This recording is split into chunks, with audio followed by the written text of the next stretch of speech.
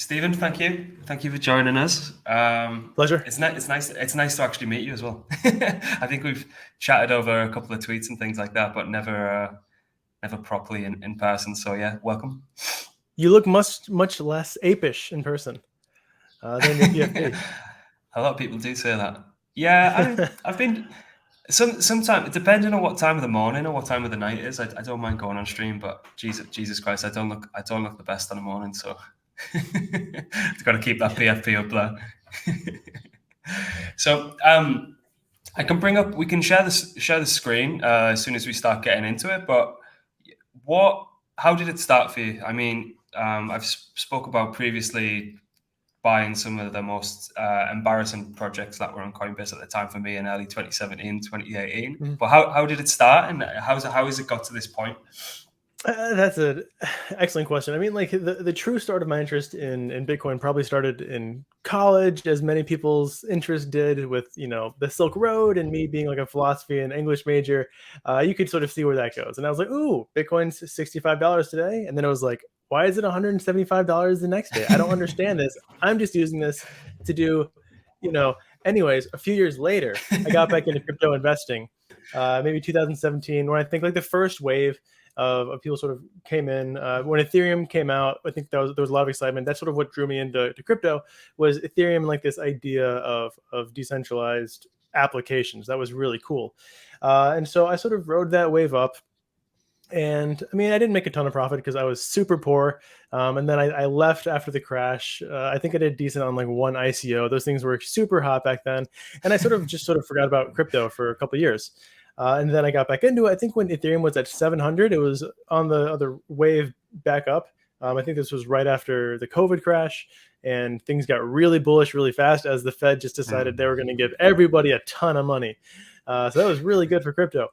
And so I got it at 700, and I tried trading. Terrible. I didn't know anything about TA. I didn't know anything at all about what I was doing. I was just throwing money at stuff, and I was a teacher at the time. Then I fell into strong block. Someone was like talking about nodes, and I was like, okay, cool. I'll throw money at this. It's sustainable. It's better than trading. It locks my money up, so I can't touch my money. That's good, because I was trading and I was terrible at it. So I was like, sure, I'll throw money at this thing. It's locked up. I can't touch it. It's making, like 300% APY. That seemed reasonable at the time. I saw Hydra on KuCoin was making like 200. So I didn't know what was going on. I didn't understand hyperinflationary tokenomics. And Strong Block ended up doing really, really well for a long time after that. Clearly, it's not doing well anymore. But that gave me enough income to quit my job, which was really good. Nice. Because we had a philosophical disagreement. And so I started making calculators because I wanted to be able to project my income from these passive income projects. And I mean, it hurts me to say this, but at one point in time when I was first learning about decentralized finance, my buddy was like, just buy this token. It's called no, it was Reddit. There was someone on Reddit, Shilling Shiba. And this was, they're like, it's the Ethereum version of Doge. And I was like, okay, cool. I'll throw some money at it. And it got me into Uniswap. And I was like, I don't know how to use a wallet. I have to download an application on my... And this was back when Shiba's... I know. This was back when Shiba's market cap was like, I don't know, maybe 750,000. And wow. I mean, I would have been a multi-millionaire for $1,000. So, needless to say, I understand the value of doing a little bit of extra work to get that yield. And so I made calculators. People liked them. I started selling the calculators. That did pretty well. I started making YouTube videos because I didn't like explaining how to use the calculator to every single individual person. So I'm like, I'm just gonna make a video to show them, and I can just send them the link. And people liked the videos. I did my very first farm. And then I was like, okay, everyone should be farming because farming is amazing. I'm getting 2,000% for staking a token called Fish or Guppy or something. And I was like, it's just printing money for me. It's amazing. Again, I had no understanding of tokenomics. I had no understanding of like hyperinflationary tokenomics or, the way in which these things worked.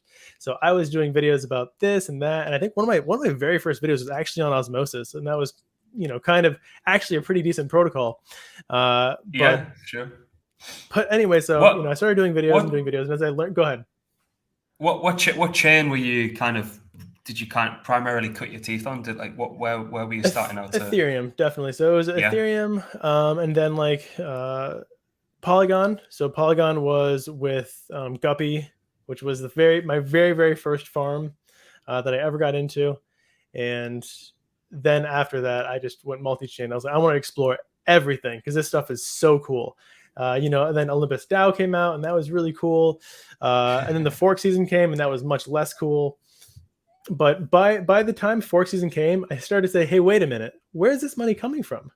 And that's when I started to realize, like, okay, these things are hyperinflationary, and unless the market cap increases, people aren't actually making money.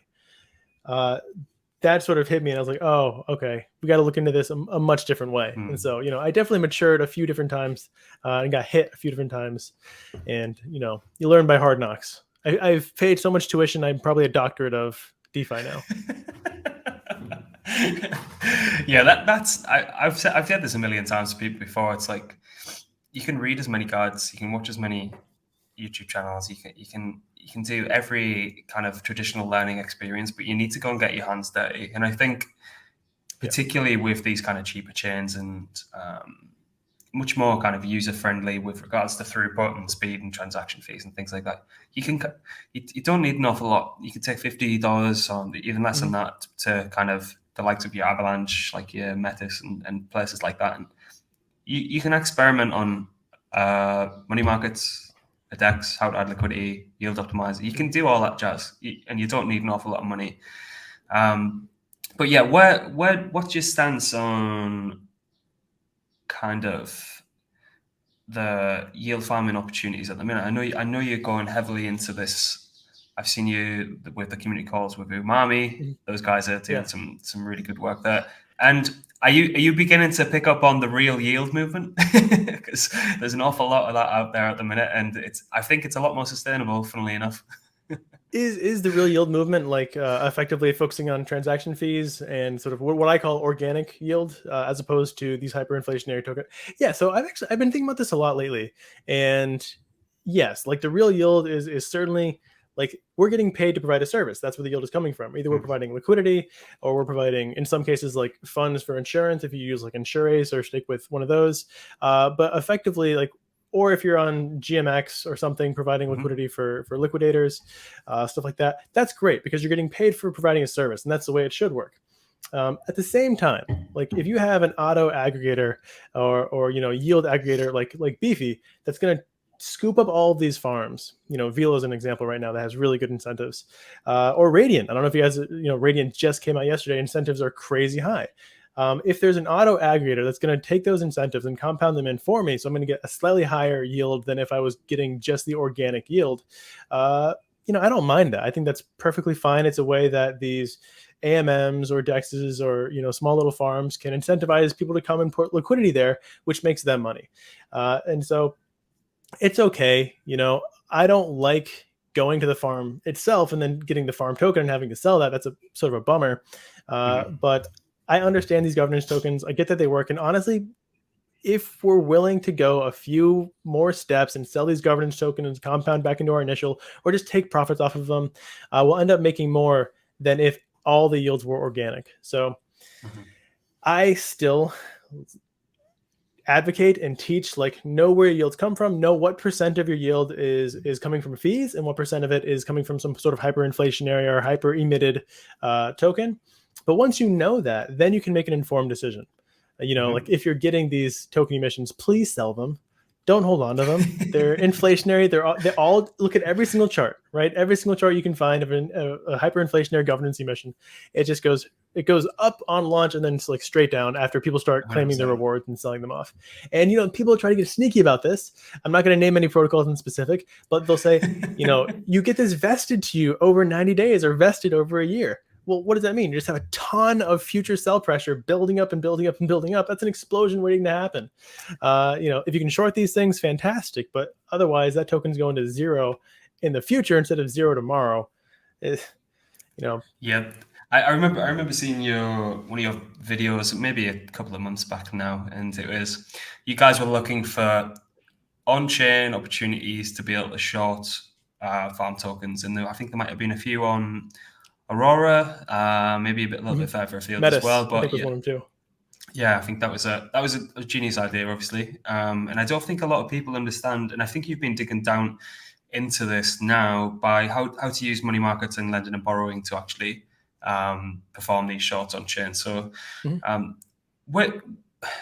So as you said, you were a teacher previously, and obviously that lends itself extremely well to your content. Is there always been this kind of? Have you always found it easy to take extremely complex and intricate kind of what would you even processes and try and distill them down into a way that everyone can understand? And what kind of age groups was it that you were teaching? And do you think that's obviously led you to where you are now? I taught high school philosophy. So if you can't take an abstract concept and dumb it down for a group of students, and like it was international. So I worked on an international school. My students would be like, I don't know, Italian, Nigerian, Spanish.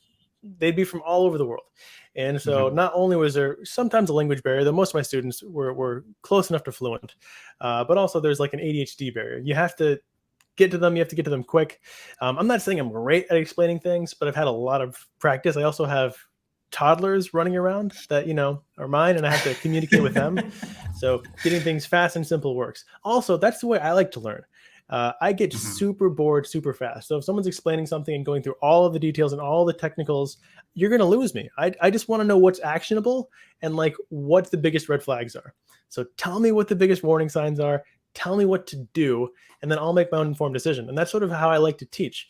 That doesn't mean I always know what all the red flags are, but I do my best to give the most actionable information that I can, because that's what I think people want.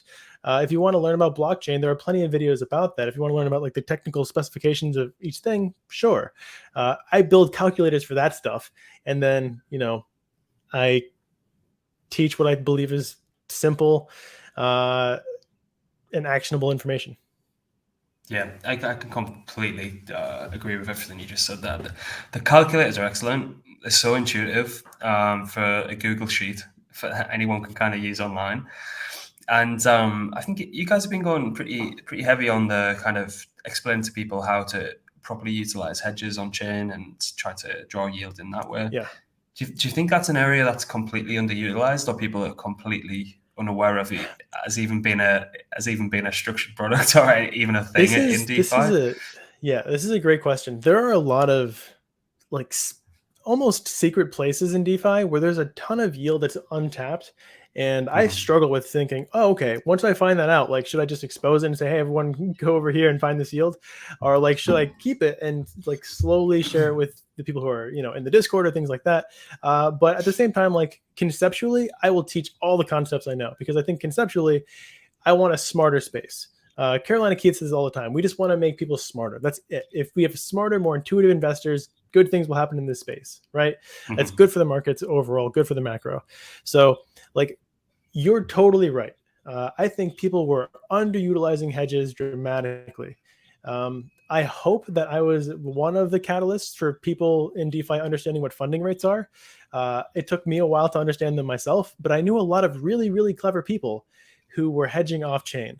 And I didn't quite understand how. I didn't understand perps because I wasn't doing CeFi. I was all in DeFi. I was like, I don't need to learn about perpetuals because that's like trading. That's, finance. I don't care about that.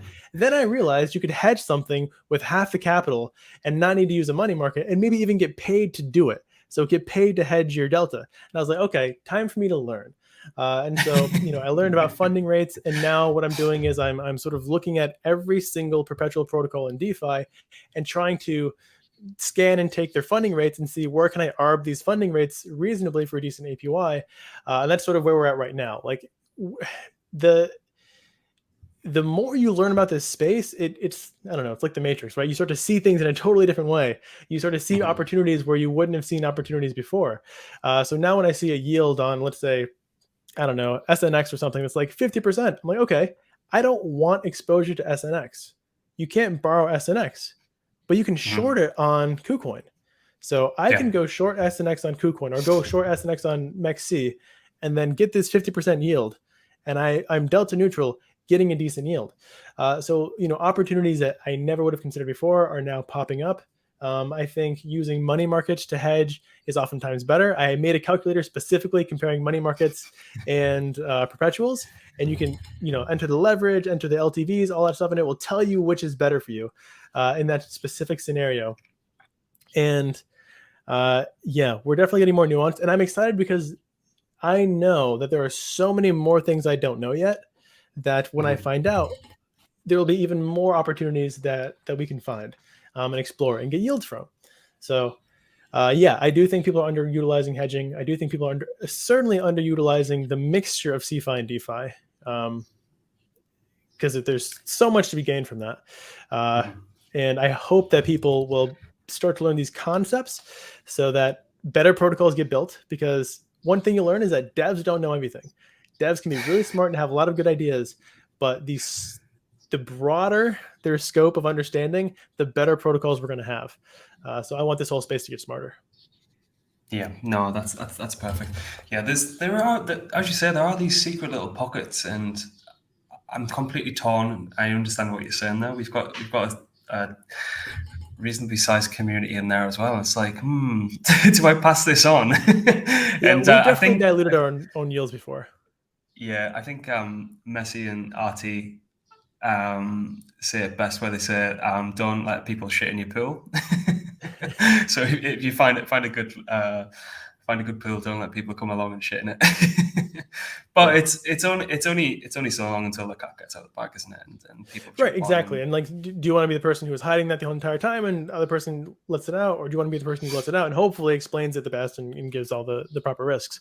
Another thing we can think of is there are scalable strategies, and that's another thing that I find really interesting.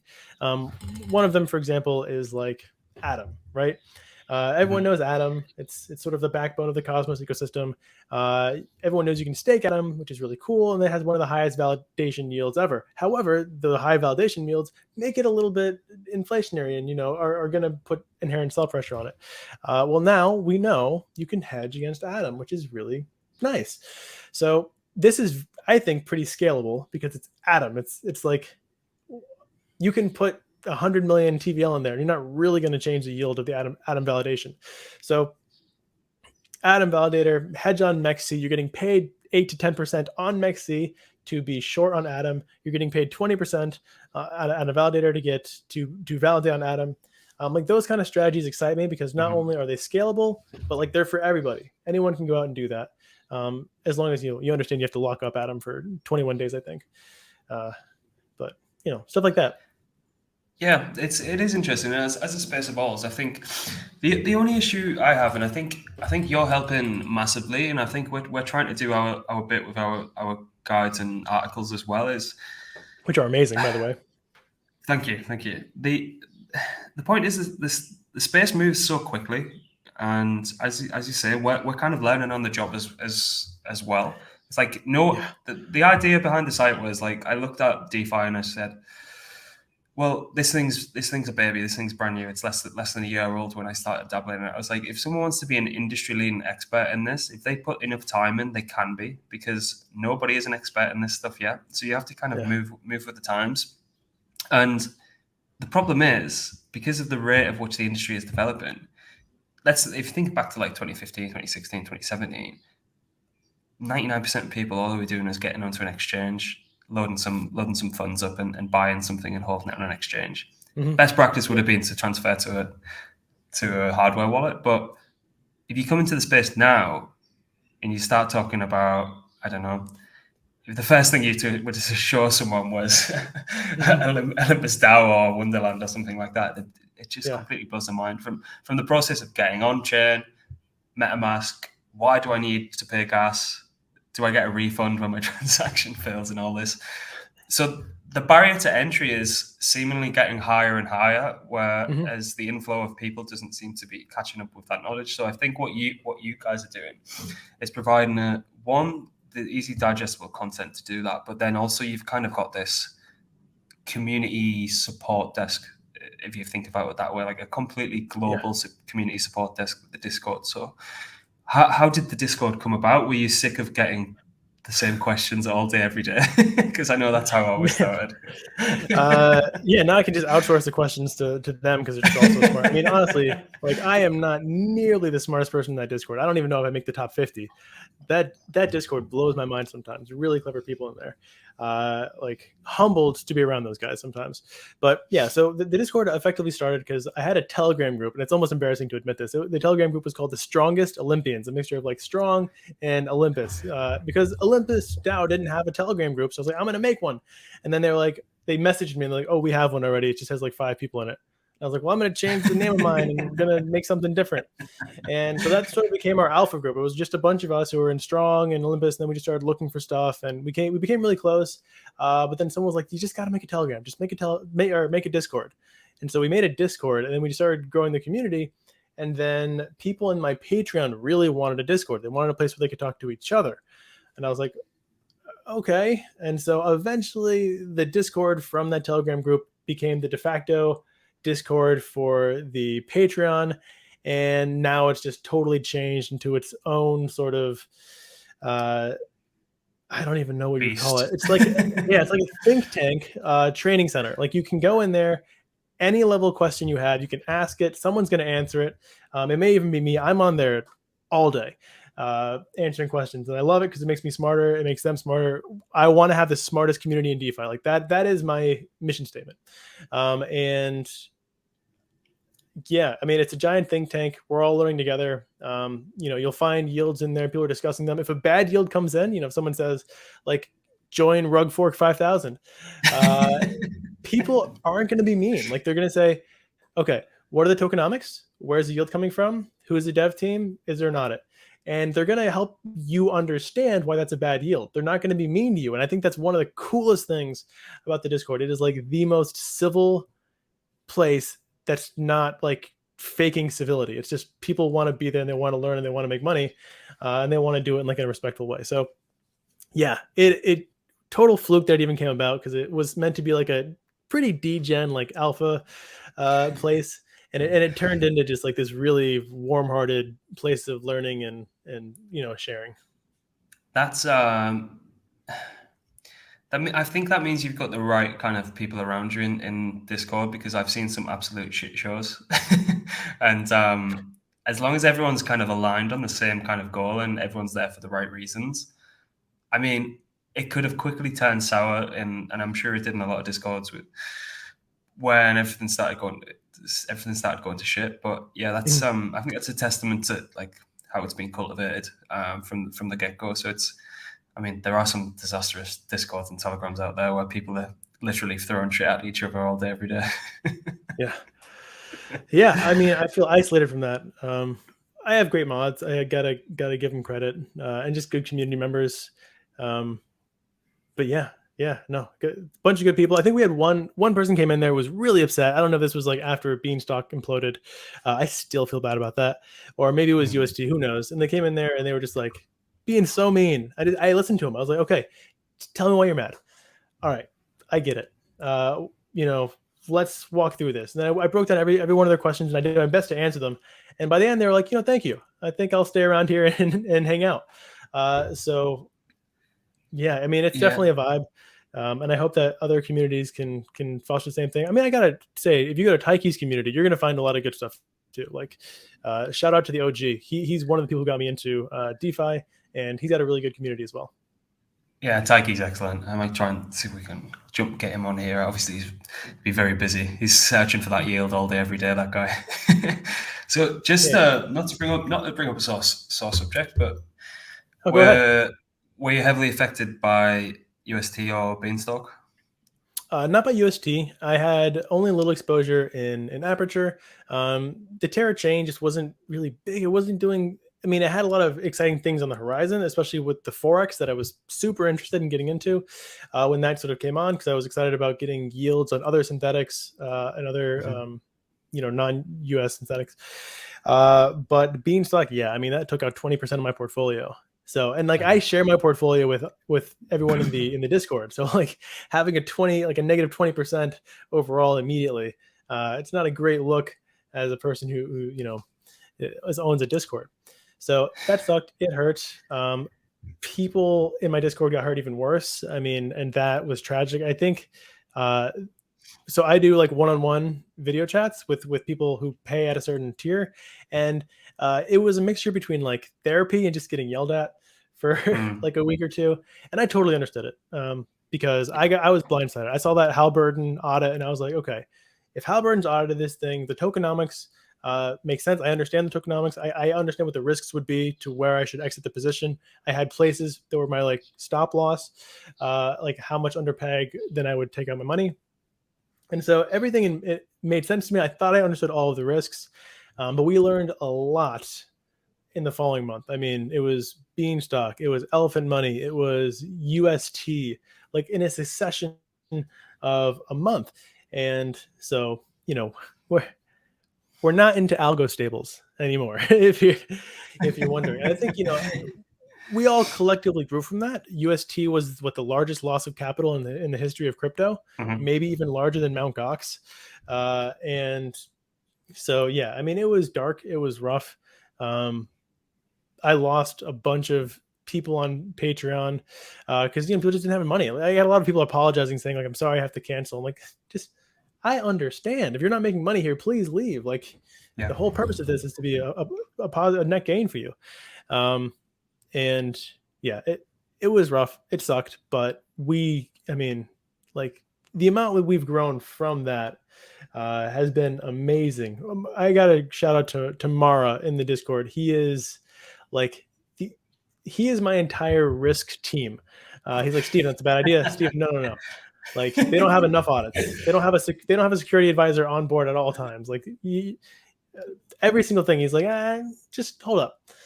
So, you know, even though I have definitely toned down my risk tolerance, you can probably see that in my videos now. I don't really talk about any protocols unless they're pretty vanilla. Mara is always there. He's like the angel on my shoulder saying, just hold up. You know, let's think about this for a second.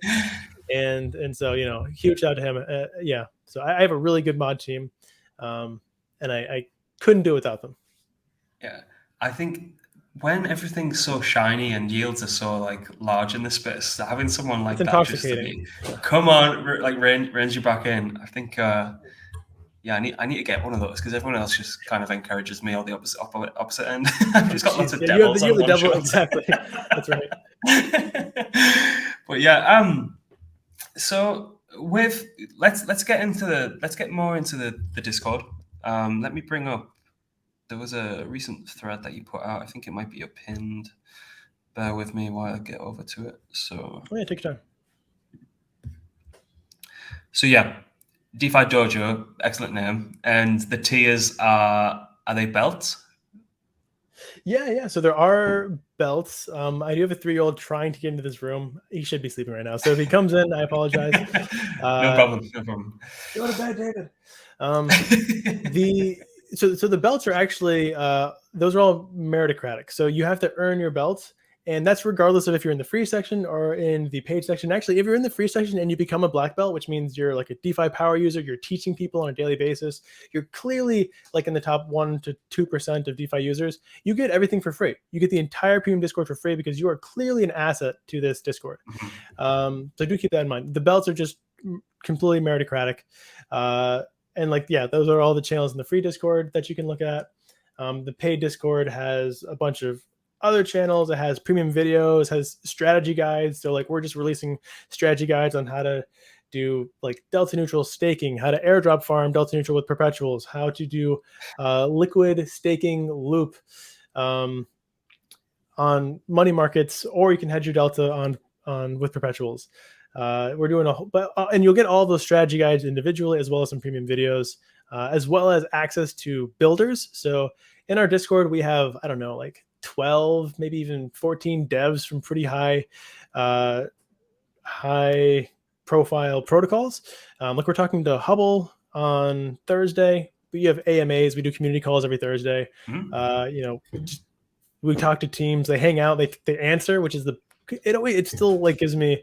I don't know. It doesn't confuse me or throw me off, but whenever I see like the devs from, you know, Aperture or Friction just sort of hop in and say, you know, talk to us, it's really cool because you're just in the chat answering questions for our community.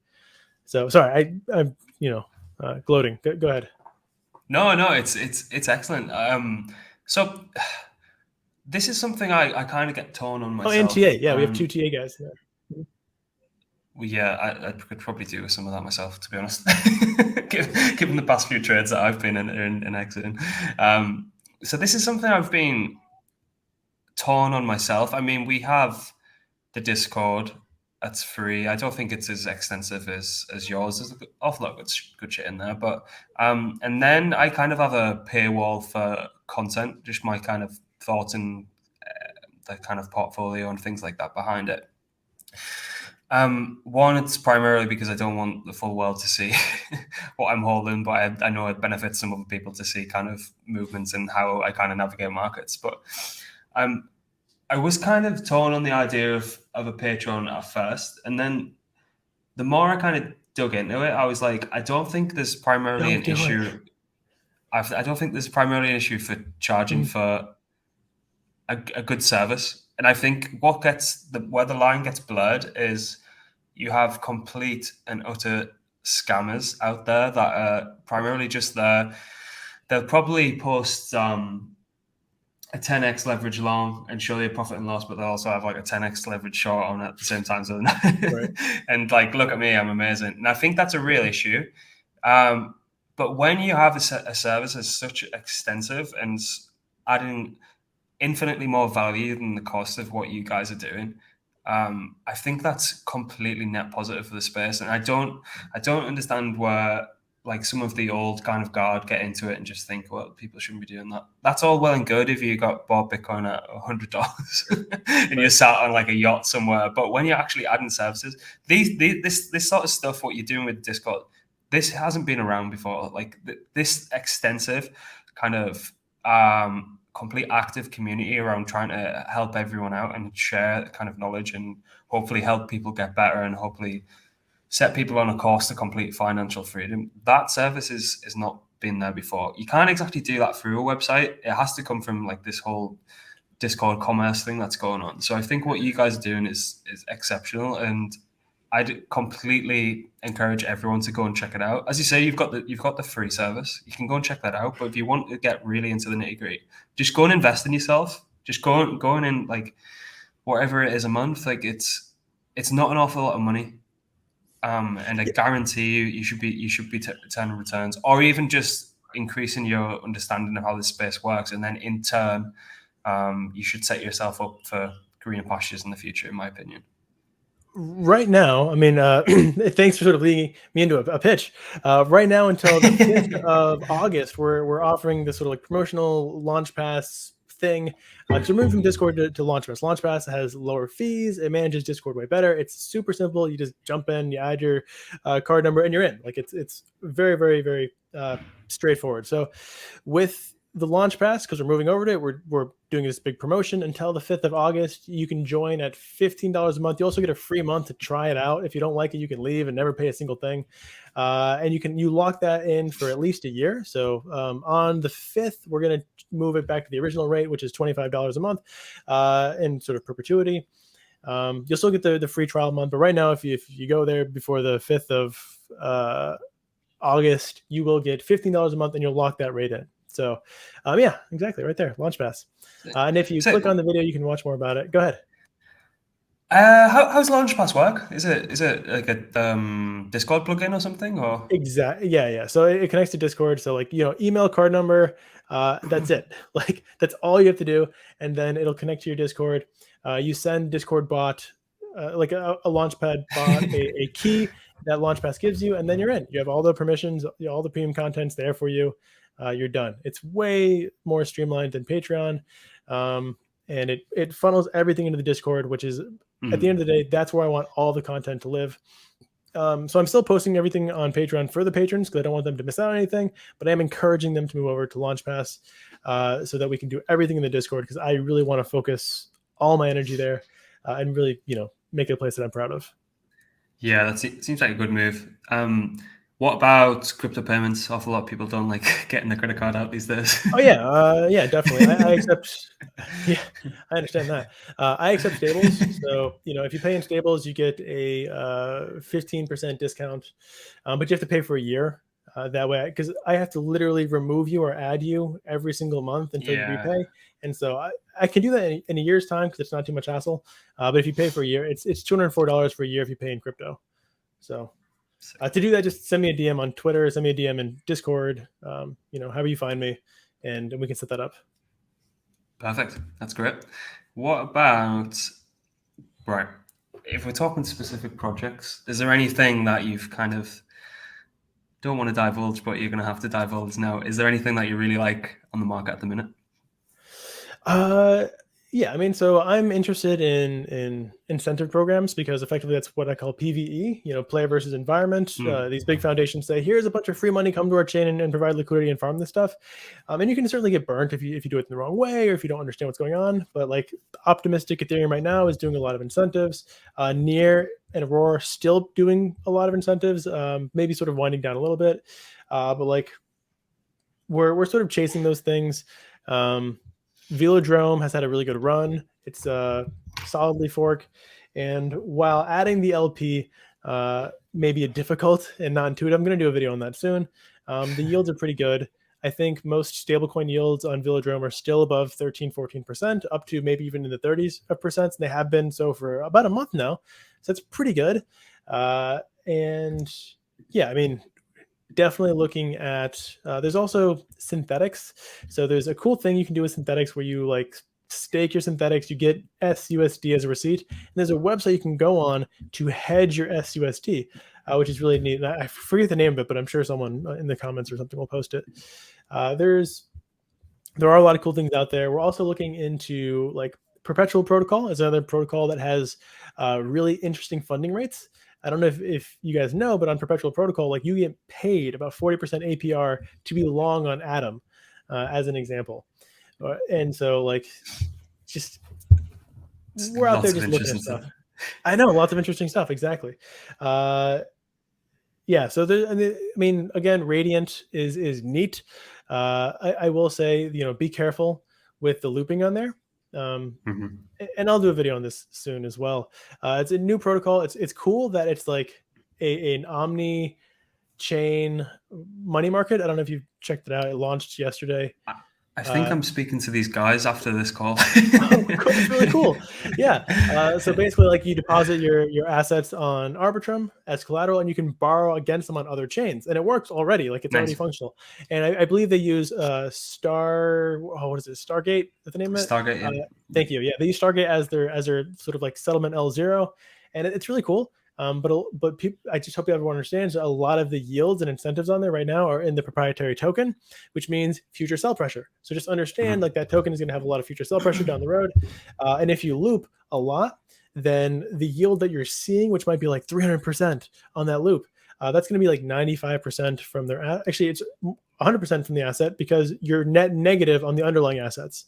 So if you don't do anything, your LTV is actually increasing over time, even though you're getting paid an absurd amount in their proprietary token. So, just learn tokenomics. If you don't like my Discord, find another Discord. Find a place to talk to people about things before you invest. Like that's all I'm asking, you guys to do, because then you'll understand risks and you'll have some other brains, and hive minds generally perform better than, a single person fumbling about in the ethos or, Yeah, 100%. Was the issue that people are running into on Velodrome the deposit but don't stake LP issue? If you want to go and kind of, it could be that they deposit or don't stake, or that they don't understand the ratios beforehand, so that they go in there thinking 50% ALUSD, 50% USDC, and then they spend all this money getting the 50% ratios, and then realize that that's not what they want. They want like a 45%, 55%, or something different like that. So there's a few additional steps that exist on Velodrome that wouldn't exist on your regular Sushi Swap LP or something.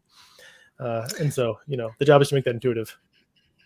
I think what we're going to see, which I'll be interested to see how we can take advantage of this in the coming months, is there's going to be a lot more innovative ways for protocols to allow people to deploy liquidity. I know there's Trader Joe are about to release a new AMM. God knows what those guys have been up to. They seem to think outside the box all the time. So I don't think we've really seen what was capable in the retail markets with UniV3. And I do also hear murmurs under the surface. Not like I can't really go too much into it, but there's an awful lot of protocols that I'm trying to think outside the box with liquidity on decentralized exchange. So I think there will be a way. I just don't know it yet. I'm pretty sure there will be incentives for these protocols to be used and for people to go over there and try them out. But again, just as I was saying earlier, first time you deploy liquidity, might be in Uniswap, 50-50 LP, there you go, all said and done. Right. That game's going to be changed that's going to be long gone in like 6 months. I think it's all going to change. So it's kind of, as you say, what you're doing is you're being consistent with the content, which is do you find that hard, or do you think it's easy because it's something you enjoy doing? Both, like some days I'll be posting a lot of stuff that's not public, and then I'll be like, oh god, I got to catch up on the public stuff. And then on public weeks, I'm like, I'm neglecting my so that's hard. That really is hard, balancing that. And I'm getting down to like specific days of the week I'm doing this, specific days of the week I'm doing that, and trying to stick to that as best I can. Just like piggybacking off of your liquidity thing, I still do think there's like a DeFi 3.0 narrative. Like there are still liquidity issues to be addressed. And man, I can't remember the name of the protocol. Starts with an R, but effectively it's an order book DEX, which I like, because then you have market makers who are sort of making sure that the swaps are as close as they should be to like the pegs of the assets or the oracles of the assets. And it's a little bit more centralized because you have market makers, but the benefit of this is that you have single side liquidity provision instead of doing LPs. And I think that people want to be single side in the first place. No one wants to be in like an ETH USDC LP, no matter how much they say they like that. You don't want it. No one likes impermanent loss. So if you can do single side single side liquidity provision, I'll say, not liquidity pooling, but single side liquidity provision on an order book DEX or something like that. And then, you have maybe an automated market maker that doesn't use LPs, but can market make from just single side liquidity provision. Then that would be amazing. I think that's the future. If we can get there, that would be awesome. Especially if even like 5% on just Ethereum, people would do that. People would pour, look at Lido, right? They're doing 4 point something yield, and there's tons of money in that. So I am looking forward to that. The one I'm thinking about is an optimism if someone wants to find it someday. But I'm hopeful that things like that will innovate because there are research papers out there showing that the majority of Uniswap v3 liquidity providers are unprofitable. And that doesn't surprise me because it's a complicated mechanism. And even the ones that try to automate it, like Popsicle, still have issues trying to make them profitable. So yeah, I think a lot of those. Well, it says a lot that it shows kind of how complicated it is that there has to be projects built on top of it to actually make it intuitive or useful. Yeah. I don't know. We'll see. Hopefully, there's some opportunities for us there. Have you seen anything about these NFT AMMs that are on the horizon? You mean like you take your LP and you get it as an LP, or I forget the type of token it is, but tokenized LPs? So there was Visor who did that, I think, but I was more saying trying to create more liquidity in NFT markets by having this like NFT-fi structure. So pseudo swapper doing these crazy things, and I think we'll see an awful lot of fuckery that goes on there. But I think it might be interesting to pay attention to. That's kind of where I've been looking at. I don't fully understand it just yet, but oh, you said you've got your charger in now. I've got my little dog coming in.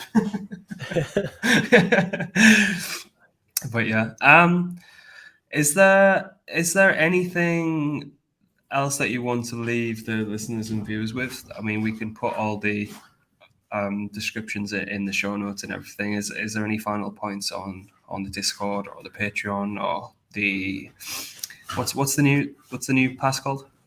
Launch pass. A launch pass. Yeah. Is there any additional final thoughts? Any additional final thoughts? No, I mean, I just want people to get educated. So, as long as people are doing that, I'm super happy. there are a lot of good Discords out there, and whatever you're interested in, go and find a home, right? Go and find a place where you can hang out with people, ask them questions, discuss things, get smarter. It doesn't have to be the DeFi Dojo. Bourbon and Blockchain has a good one. They do a lot of OPSEC stuff. The Assassins do TA stuff. We do TA too, but just find your home in DeFi, because the greatest asset, in my opinion, is going to be the community that you're a part of, and it's going to make you smarter, make you faster, going to expose you to a lot of opportunities, and yeah, I don't know. I recommend mine. No, I 100% agree. The amount of people that strongly uphold the narrative of find your team, find your crew, those guys are going to kind of see you. And it's not even, well, obviously it helps when we're in great times. The markets are doing their thing and everyone's happy. But it also comes down to, like, as we were saying about maybe the markets tend to shit, or there's been an exploit, or it's a strange thing for people from the outside to think about, but you do kind of get to know these people extremely well, and it's like there's a camaraderie in there, and there's internal jokes, and there's all that kind of stuff that goes on. So when there are like a little bit harder times, like it's a good kind of place to hang out and just there's people there that we've also, if you've been rugged together, I mean, it's a bonding experience right there, isn't it? He made his way and he broke the my defenses. But yeah, you're right. You should also have a place where you can commiserate and talk to people and vent and feel like you're not going to get yelled at. Okay, I'll let you go and do dad duties, and thanks again for your time. I really appreciate it, and everyone, I really encourage you to go and check out the Discord. And obviously, Stephen's YouTube is, in my opinion, one of the first protocols to go to learn about this space. So go and check that out as well. We'll leave all that in the description. And yeah, thanks again, Stephen. Really appreciate it. Thanks so much. It's been a pleasure. No problem. All right, thanks everyone. Do all that YouTube stuff, like and subscribe. We're trying to grow the channel. There's a few big channels out there that are a little bit biased when they're doing their interviews, so we want to try and knock those guys off the perch.